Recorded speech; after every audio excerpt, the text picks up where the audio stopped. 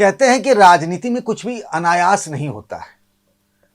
जो भी घटनाएं होती हैं, कोई किसी से मिलता है, जुलता है, कोई बयान आता है, उस सब के पीछे एक निहितार्थ होता है, एक मैसेज होता है।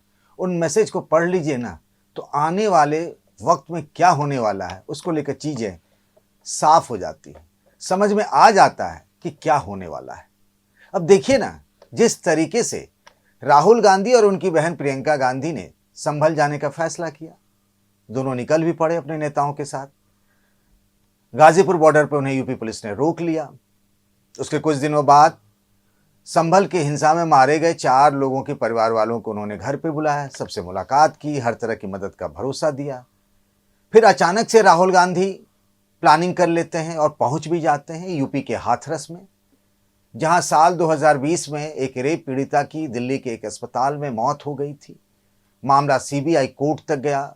उस वक्त पूरे देश में, मीडिया में इस बात पर बहुत हाहाकार मचा था। कांग्रेस पार्टी की तरफ से दावा किया गया कि कार्यक्रम अचानक नहीं बना। उस पीड़िता के घर वालों ने जुलाई के महीने में ही चिट्ठी लिखी थी और कहा था कि यूपी की योगी सरकार ने जो उनसे वादा किया था वो पूरा नहीं हुआ। तो उनका दुख दर्द जानने के लिए राहुल गांधी हाथरस चले गए, जबकि दिल्ली में संसद की बैठक चल रही है। राहुल गांधी विपक्ष के नेता हैं और वो सुपर एक्टिव हैं यूपी के मामलों को लेकर। तो आपके मन में सवाल नहीं उठ रहा क्या? ये सवाल कांग्रेस कैंप में भी उठ रहा है और उससे भी अधिक समाजवादी पार्टी के कैंप में भी उठ रहा है। और वो इसीलिए भी उठ रहा है क्योंकि जिस तरीके से पिछले कुछ दिनों में इंडिया गठबंधन में राहुल गांधी के नेतृत्व को लेकर लालू यादव, अखिलेश यादव से लेकर ममता बनर्जी और शरद पवार ने सवाल उठाए हैं, उनसे जोड़कर इन चीजों को देखा जा रहा है। और ये सवाल पूछा जा रहा है कि क्या कांग्रेस और समाजवादी पार्टी के बीच का गठबंधन कभी भी टूट सकता है? क्या इसके लिए कोई तारीख तय हो गई है? और अगर ऐसा होने वाला है, जिसकी संभावना जताई जा रही है, तो फिर इस गठबंधन टूटने वाली फिल्म की स्क्रिप्ट के राइटर कौन है?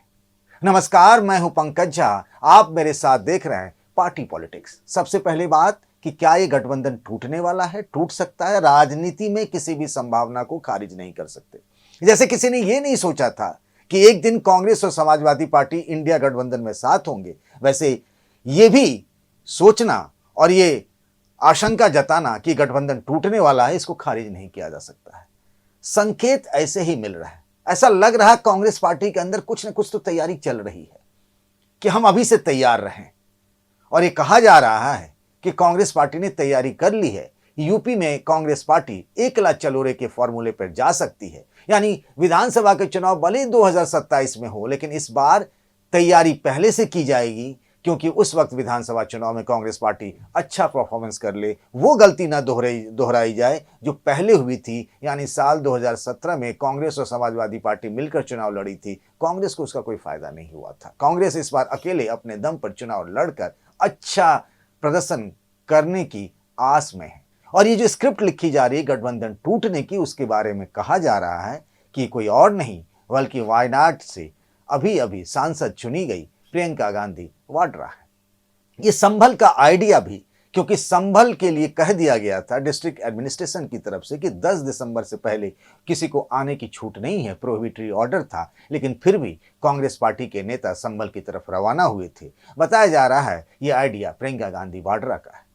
हाथरस के पीछे भी उन्हीं की बात कही जा रही है। एक और देखिए, राजनीति में कोई संयोग नहीं होता है, ये अधिकतर प्रयोग होता है जो जनता को, आम पब्लिक को लगता है कि ये महज संयोग हो सकता है। संभल का रिश्ता मुस्लिम वोटरों से है और हाथरस का मामला दलित वोट बैंक से जुड़ा हुआ है। और इसी वोट बैंक पर कांग्रेस का पूरा दारोमदार है और इसी वोट बैंक पर नजर समाजवादी पार्टी की भी है। लोकसभा चुनाव था, वहां राष्ट्रीय मुद्दे थे, चुनाव राष्ट्रीय था, इसलिए अखिलेश यादव के साथ कांग्रेस पार्टी को समझौता करना पड़ा, या फिर यूं कह सकते हैं कि अखिलेश यादव को आगे बढ़कर समझौता करना पड़ा। कांग्रेस पार्टी को उन्होंने 17 लोकसभा की सीटें दी थी समझौते में। बात तो हम कर रहे हैं यूपी की, लेकिन इसका आभास जो यूपी में होने वाला है ना, वो बिहार से भी थोड़ी थोड़ी सी सुनाई पड़ती है। आप पूछेंगे कैसे? यूपी के ही कांग्रेस के एक नेता हैं शाहनवाज आलम, वो बिहार में कांग्रेस के सह प्रभारी हैं, को इंचार्ज जिसे कहते हैं। जब लालू यादव ने राहुल गांधी के नेतृत्व पर सवाल उठाया और अपनी पहली पसंद ममता बनर्जी को बताया और कहा कि कांग्रेस को इस पर कोई आपत्ति नहीं होनी चाहिए, तो उस पर शाहनवाज आलम जैसे नेता ने लालू यादव को जवाब दिया। आप सोच सकते हैं, उन्होंने कहा कि भाई ये लालू यादव कैसे तय कर सकते हैं। और उन्होंने एक बात और जोड़ी जो मैं बताना चाहता हूं, उसको आप यूपी के लिहाज से भी सोचिए और देखिए। उन्होंने कहा कि बिहार में सीटों का बंटवारा इस आधार पर होगा कि बिहार में लोकसभा चुनाव जो अभी खत्म हुआ उसमें किस पार्टी के नतीजे कैसे रहे। वहां आरजेडी का परफॉर्मेंस खराब रहा, आरजेडी को लोकसभा की सिर्फ 4 सीटें मिली और कांग्रेस को 3 सीटें मिली। और पप्पू यादव जो जीते हैं उसको भी कांग्रेस अपने खेमे का ही मानती, क्योंकि पप्पू यादव कांग्रेस ज्वाइन किए थे। लालू यादव के ऐतराज के बाद उनको कांग्रेस पार्टी ने वहां से टिकट नहीं दिया, अब तो जीत गए थे। तो क्या यही वाला फार्मूला जो बिहार में शाहनवाज आलम कह रहे हैं वही फार्मूला यूपी में लगेगा क्या, जहां लोकसभा की 6 सीटों पर कांग्रेस ने जीत दर्ज की और कई सीटों पर उसने अच्छे प्रदर्शन भी किए, जो उसे 17 लोकसभा की सीटें मिली थी। पर इस फार्मूले के लिए अखिलेश यादव या समाजवादी पार्टी के कोई नेता तैयार भी नहीं होगा। और कहा तो यह भी जा रहा है, समाजवादी पार्टी के एक नेता का दावा है कि अभी से विधानसभा सीटों को लेकर के कांग्रेस में तैयारी हो गई है कि ये लोग राहुल गांधी के, ये लोग प्रियंका गांधी के, ये लोग फलाने नेता के, ये लोग ढिमकानी नेता के, और इस आधार पर वो सीटों का बंटवारा चाहते हैं। देखिए, चुनाव जो लड़े जाते हैं उसके लिए एक सामाजिक और राजनीतिक समीकरण बिठाने की तैयारी होती है। कांग्रेस वापस से अपने उसी पुराने वोट बैंक को पाने की कोशिश में है, यानी कि दलित, ब्राह्मण और मुसलमान। और इसीलिए संविधान बचाने के नाम पर पिछले लोकसभा चुनाव में उसे ठीक ठाक सफलता मिल गई कुछ जगहों पर, जिनमें से यूपी भी एक है, जहां किसी ने कल्पना नहीं की थी कि समाजवादी पार्टी के साथ मिलकर उसके 6 सांसद चुन लिए जाएंगे। पर ऐसा हो गया। कांग्रेस पार्टी को लगता है कि विधानसभा चुनाव में अकेले ही हम अच्छा कर लेंगे। मैं बार बार कह रहा हूं कि लोकसभा चुनाव राष्ट्रीय मुद्दों पर हुआ था। मुस्लिम समाज जो वोट करता है उसके पीछे की रणनीति होती है। कहा जाता है कि मुस्लिम समाज जो है वो स्ट्रैटेजिकली वोटिंग करते हैं, यानी उनकी पहला जो लक्ष्य होता है वो होता है कि जो बीजेपी को हरा सकता है। तो क्या ये कांग्रेस पार्टी दिखाना चाहती है कि उसके पास भी दम है, और इसीलिए मुस्लिम वोटरों पर उसका फोकस है, दलितों पर भी उसका फोकस है। 20% के करीब में यूपी में मुसलमान हो गए, उतने ही के करीब में दलित हो गए, और इन दोनों का झुकाव अगर कांग्रेस की तरफ होता है तो कांग्रेस के अच्छे दिन आ सकते हैं। ये कांग्रेस पार्टी, कांग्रेस कैंप का ऐसा सोचना है। उनके मन में एक प्लान बी भी चल रहा है। वो प्लान बी ये चल रहा है, और आजकल जिसकी बड़ी चर्चा हो रही है कि आजम खान जो है वो समाजवादी पार्टी से नाराज चल रहे हैं। जेल से उनका एक संदेश आया है, उस संदेश को खूब हवा दी जा रही है। चंद्रशेखर रावण जो आजाद समाज पार्टी के सांसद हैं, जिनके कांग्रेस नेताओं से अच्छे रिश्ते हैं, अखिलेश यादव को लेकर उनके मन में बड़ी करवाहट है। और वो इसीलिए है कि 2022 के विधानसभा चुनाव में उन चंद्रशेखर रावण के साथ सीटों का समझौता नहीं हो पाया था समाजवादी पार्टी का।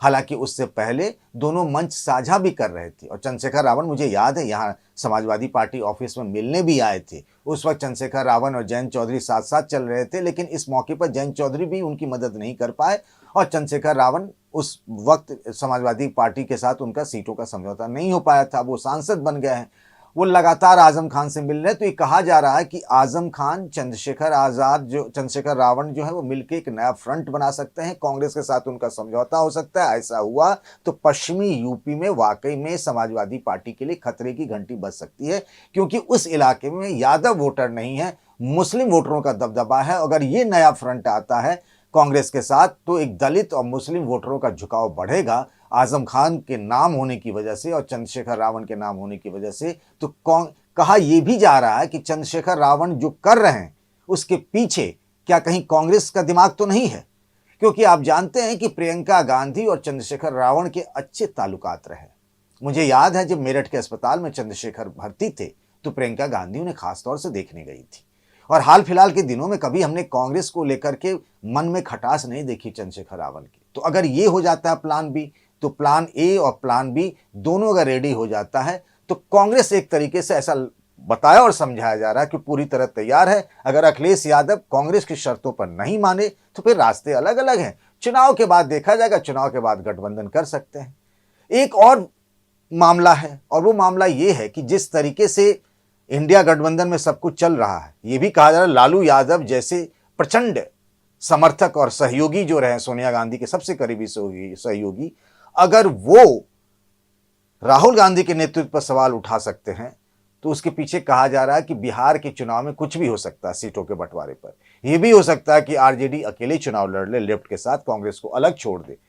तो वो कांग्रेस की तैयारी यूपी को लेकर भी है कि अगर ऐसा कुछ होता है, अखिलेश यादव कांग्रेस की शर्तों पर तैयार नहीं हुए, तो फिर गठबंधन टूटना तय माना जाए। वैसे भी अगर आप देखें, राहुल गांधी, जहां तक मुझे याद है, अखिलेश यादव के खिलाफ एक बार ही उन्होंने जिक्र किया था अपने बयान में परिवारवाद का, लेकिन प्रियंका गांधी ने कई मौकों पर सीधे सीधे अखिलेश यादव समाजवादी पार्टी पर हमला बोला है। ये जो लखीमपुर में किसानों की हत्या, किसानों के साथ जो हुआ था किसान आंदोलन के समय, वो वाली घटना देख लीजिए, या फिर याद करिए कि जब कांग्रेस के कुछ नेताओं को समाजवादी पार्टी में शामिल कराया जा रहा था, तो एक फ्लाइट में राहुल गांधी, माफ कीजिएगा, प्रियंका गांधी वाड्रा और अखिलेश यादव टकरा गए। तब प्रियंका ने अखिलेश यादव से कहा भी था कि बड़ा अच्छा किया कि आपने हमारी पार्टी के नाकाबिल और बोझ वाले नेताओं को अपने यहाँ शामिल कराने जा रहे, इसके लिए थैंक यू सो मच। तो प्रियंका गांधी किसी हद तक जा सकती है, इसीलिए कहा जा रहा है कि ये जो कुछ हो रहा है वो प्रियंका गांधी के इशारे पर हो रहा है। तो अगर ऐसा हुआ तो फिर तय मानिए कि किसी तारीख को इन दोनों पार्टियों के बीच में गठबंधन टूटने का ऐलान हो सकता है। वैसे भी ये इंडिया गठबंधन जो मोटे तौर पर बना था, वो तो लोकसभा चुनाव के लिए बना था। बंगाल में कहां कोई गठबंधन रहा, कांग्रेस अलग लड़ी, ममता बनर्जी की पार्टी अलग लड़ी। यहां तक कि हरियाणा में भी देखिए, आम आदमी पार्टी अलग लड़ी, कांग्रेस अलग लड़ी। कौन सा वहां समाजवादी पार्टी के लिए कोई सीट छोड़ दी गई, या महाराष्ट्र में गठबंधन हो गया। यहां दिल्ली में चुनाव होने वाले, वहां भी कांग्रेस और आप अलग अलग लड़ रही है। तो फिर यूपी में क्यों नहीं विधानसभा चुनाव में दोनों पार्टियां अलग अलग लड़ सकती हैं? बस औपचारिक ऐलान क्या होना है, ये गठबंधन लोकसभा चुनाव के लिए बना था, कोई जरूरी नहीं है। तो ये मान लिया जाए क्या कि दोनों ही पार्टियों के बीच में गठबंधन किसी भी वक्त, किसी तारीख को टूट सकता है। और अगर ऐसा हुआ तो इसके लिए जिम्मेदार कौन? अखिलेश यादव, प्रियंका गांधी, राहुल गांधी, या फिर कोई और? और अगर ये गठबंधन टूटता है तो फिर यूपी में क्या होगा? क्या समाजवादी पार्टी को नुकसान होगा या फिर कांग्रेस पार्टी को? आपकी राय का इंतजार रहेगा। तब तक अपना ख्याल रखिएगा। नमस्कार।